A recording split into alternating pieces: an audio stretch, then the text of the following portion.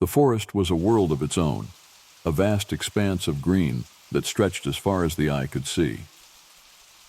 My name's Carter, and I was part of a logging crew tasked with clearing a section of this wilderness for a new housing development. It was hard work, but it paid the bills, and there was a simple satisfaction in the physical labor, the roar of chainsaws, and the smell of fresh-cut wood. One morning, as the mist still clung to the trees, casting the world in a soft, ethereal light, I found myself standing before a massive hickory. Its trunk was wide, its branches reaching high into the sky, a giant among the forest. I had marked this tree the day before, its wood valuable, its size a challenge. Today, it was coming down. "Looks like a beast, Carter," my buddy Mike said, craning his neck to look up at the towering hickory. "You sure you're up for this?" I grinned, feeling the familiar thrill of a challenge. "Bigger they are, the harder they fall, right?" Mike chuckled, shaking his head. "Just be careful, more man. That tree's been standing for longer than we've been alive. Won't go down without a fight." I nodded, my focus sharpening. The chainsaw felt heavy in my hands, a familiar weight. I made the first cut, the blade biting into the wood, chips flying. The sound was deafening, drowning out everything else. I moved with precision, cutting the notch that would dictate the tree's fall. Time seemed to slow as I made the final cut, the tree beginning to creak and groan, a sound like thunder rolling through the forest. I stepped back, watching as the hickory began its descent. But something was wrong. The tree was falling too fast, its direction veering off course. "Move!" Mike shouted, his voice cutting through the noise. I turned to run, but it was too late. The ground shook as the hickory hit, a deafening crash that seemed to echo through the forest. Pain exploded through my leg, white-hot and blinding. I hit the ground, the world spinning as I tried to make sense of what had happened. Carter, talk to me, oh man." Mike's voice was distant, filled with panic. I gasped for breath, the pain overwhelming. "My leg." "Mike, it's bad." I could hear him moving, the rustle of leaves, the crunch of twigs underfoot. "Hang on, I'm calling for help." The forest was silent now, the birds quiet, the wind still. As I lay there, the pain a constant companion, I couldn't help but feel a sense of guilt. This giant had stood for centuries, and in moments I had brought it down, only to be pinned beneath it. The wait for help felt like an eternity, each minute stretching on as I grappled with the gravity of my situation. The forest around me felt different now, alive with a presence I had never noticed before. It was as if the trees themselves were watching, mourning the loss of one of their own.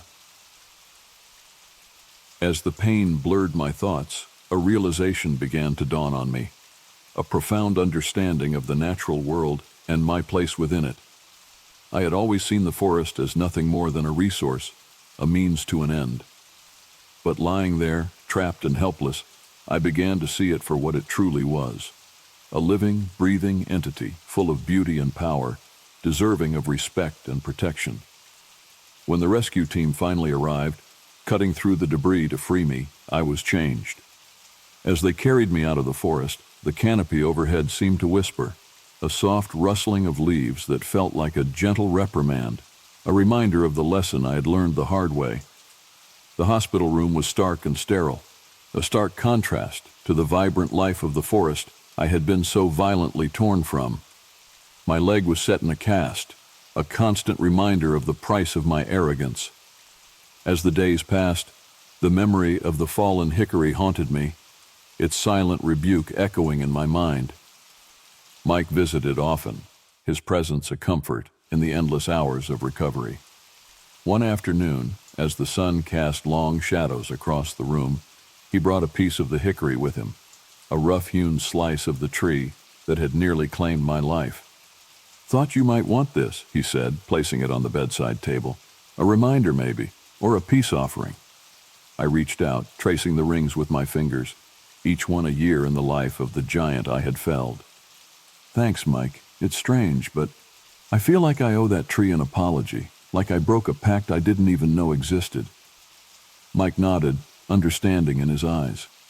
"The forest has its own way of teaching us. What happened to you?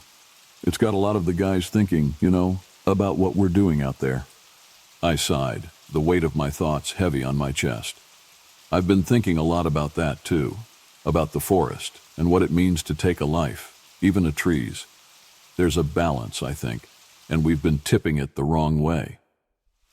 We sat in silence for a moment, the implications of my words hanging in the air. Finally, Mike spoke, his voice firm. "So, what do we do? How do we make it right?"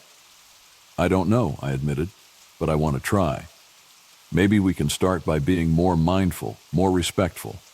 We can't undo what's been done, but we can change how we move forward." Mike leaned back, considering. "It's going to be a hard sell to the crew, to the company, but I'm with you. It's time we did better." As my recovery progressed, so too did our plans. We reached out to environmental groups, seeking their advice and partnership.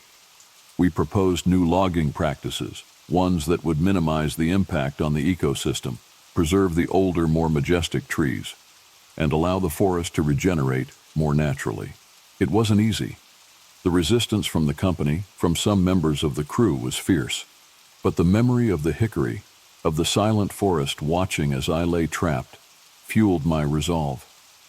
I spoke at meetings, shared my story, the profound revelation I had experienced beneath the weight of the tree. And slowly, attitudes began to shift. The company agreed to pilot our new approach in a small section of the forest, a test to see if sustainable logging was indeed possible. It was a small victory, but a victory nonetheless. The day I was able to walk again, leaning heavily on a cane, Mike and I returned to the forest. We found the stump of the hickory, its surface smooth from where it had been cut. I placed my hand on it, feeling the rough texture beneath my fingers, and made a silent vow. "I'm sorry," I whispered, not sure who I was speaking to, the tree, the forest, or perhaps myself. "I promise we'll do better." Mike stood beside me, his hand resting on my shoulder. "We'll make it right, Carter, together."